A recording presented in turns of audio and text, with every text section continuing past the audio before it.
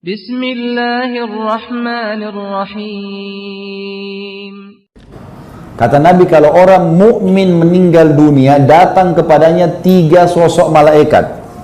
2 malaikat rahmah, kasih sayang, yang duduk di kiri kanannya, membawa kain kafan dari surga. Dan 1 malaikat maut di ubun-ubun kepalanya, sambil berkata, Ya ayyatuhan nafsul mutmainnah, irji ila rabbiki radiyatan mardiyah. Hai jiwa yang baik, jiwa yang tenang, kembali kepada pengampunan dan rahmat Tuhanmu. Kata Nabi SAW, maka ruhnya keluar dari tubuh orang mukmin itu lebih cepat daripada air dari mulut kendi tadi.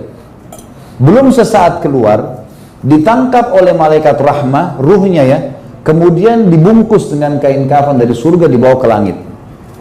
Menembus 7 lapis langit.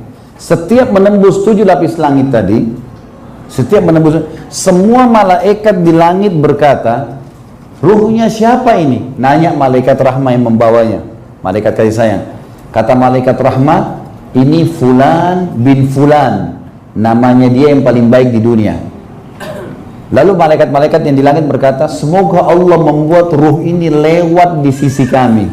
Setiap malaikat di langit berharap ruh ini lewat di sisinya. Padahal sebenarnya ada jalan tertentu yang dikasih sama Allah untuk langit. Tapi semua malaikat itu berharap. Kenapa? Kata Nabi SAW, karena ruh ini mengeluarkan bau lebih wangi dari bau kasturi. Semoga kita insya Allah masuk ini. Yang terjadi adalah, sampai ruh ini ke langit ke-7, terdengar suara dari langit, Allah berfirman, catatkan hambaku ini termasuk penghuni surga.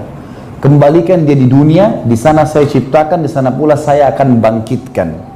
Dikembalikanlah dia ke dunia bersamaan dengan diantarnya ruhnya oleh kerabatnya. Jadi waktu dipikul, masuk di kuburan, begitu dimasukkan ke kuburan, ruhnya juga masuk ke dalam.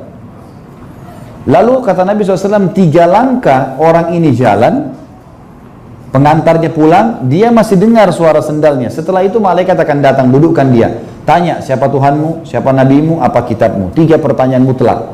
Kalau dia orang beriman, kata Nabi SAW, maka masuk dalam firman Allah, yuthabbitullahu alladhina amanu bil qawli tsabiti fil hayati dunya wa fil akhirah. Allah akan menetapkan di lisan orang-orang beriman untuk menjawab kebenaran di dunia dan di akhirat. Kata ulama tafsir, di dunia kalau dia sudah belajar tentang Islam, kalau orang bertanya dia bisa jelasin, kenapa kau sholat, kenapa kau puasa, dia bisa jelasin. Kemudian di akhirat adalah pertanyaan malaikat di kuburan. Dia akan jawab, Tuhanku Allah, Nabiku Muhammad, kitabul Quran. Ini orang mukmin nih. Lalu dibukakan oleh malaikat untuknya pintu neraka. Pintu neraka. Siksaan, orang teriak, jeritan, bakar api, orang dicincang, teriak, ketakutan dia. Kata malaikat, lihat dari apa Allah selamatkan dirimu. Karena kau beriman, gak jadi masuk sini, ditutup. Dibuka pintu surga, dayang-dayang, permadani, istana. Kata malaikat, ini tempat kau sekarang. Maka si mayit ini berdoa, Ya Allah, cepatkan waktu karena aku ingin masuk ke surgaku. Lalu datang di sebelahnya orang yang tampan, bersih, saking sempurnanya orang itu sampai mayit ini bilang apa? Siapa kamu ini? Sungguh sempurna ciptaan Allah pada dirimu. Maka dia berkata, orang yang datang tadi, saya amal solehmu. Sholat, puasa, zakat, haji, bakti sama orang tua, ini semua majelis ilmu begini, saya amal solehmu yang akan menemani kau sampai hari kiamat.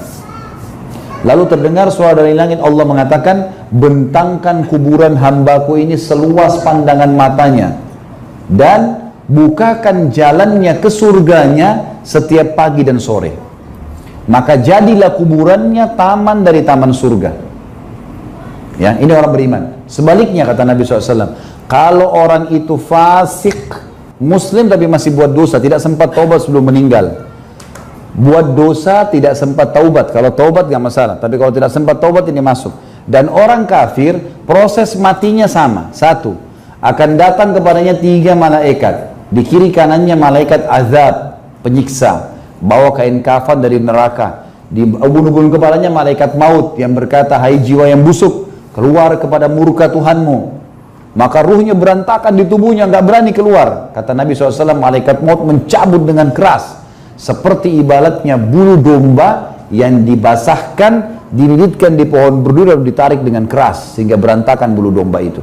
Keluar, Belum sesaat keluar, ditangkap oleh malaikat penyiksa, kiri kanannya, bungkus kain kafan dari neraka.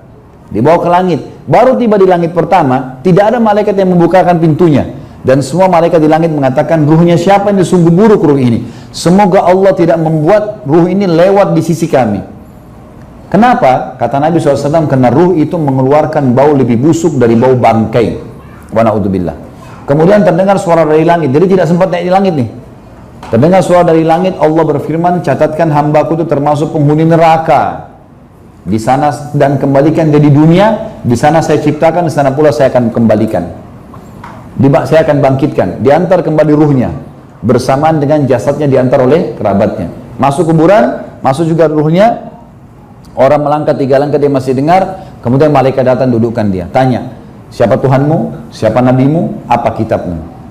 Kalau dia muslim tapi fasik, Bapak Ibu tolong garis bawah ini, tidak sempat taubat, biar dia hafal mati, Tuhanku Allah, Nabiku Muhammad, kitabku Quran, demi Allah nggak bisa jawab. Kata Nabi SAW, fasik tadi sama kafir sama-sama mengatakan, innama aqulu kama kana yaqulun nas. Saya nggak tahu, saya cuma ikut-ikut dulu orang bilang apa. Dibukakan pintu neraka, pintu surga. Dayang-dayang, permadani, taman yang luas, kehidupan yang luar biasa. Kagum dia. Kata malaikat, lihat dari apa kamu haramkan dirimu. Kamu bisa masuk sini, cuma kamu yang bodoh. Kamu haramkan dirimu. Ditutup, dibuka pintu neraka. Siksaan, orang dicincang, orang teriak-teriak, dipotong. Nih, lihat. Kata malaikat, ini tempat kau sekarang dan kau tidak bisa menghindar darinya. Maka si mayit berdoa, ya Allah, jangan cepatkan waktu. Jangan cepatkan waktu karena aku tidak ingin masuk ke nerakaku. Lalu datang di sebelahnya orang yang buruk tampangnya, badannya busuk, menakutkan sekali. Sampai si mayit ini bilang apa? Pergi kamu, siapa kamu ini? Sungguh buruk ciptaan Allah pada dirimu. Dia bilang, saya amal burukmu. Zina, dusta, riba, ini semua jadi makhluk yang akan menemani kau sampai hari kiamat. Kemudian setelah itu kata Nabi SAW menutupan hadis Bukhari ini, Allah mengutus malaikat yang tidak punya penglihatan dan pendengaran. Bagaimana Allahu a'lam? Malaikat ini tugasnya hanya menyiksa di kuburan, yang membawa sebuah besi, yang kalau besi itu demi jiwa Muhammad yang dalam genggamannya, maksudnya demi Allah, kalau seluruh jin dan manusia bersatu untuk membalik, mereka tidak akan mampu membaliknya karena beratnya. Dipukul ke mayit ini, hancur dia, diutuhkan lagi, dipukul, hancur, diutuhkan lagi, sampai hari kiamat. Riwayat yang lain mengatakan, dinding kuburannya akan menjepit tubuhnya sampai seperti ini tulang rusaknya. Tulang rusuknya sampai seperti ini, diutuhkan lagi, begitu terus sampai hari kiamat. Kata ulama hadis digabungkan dua-duanya, sambil dipukul, sambil diremukkan, buka lagi, begitu terus sampai hari kiamat.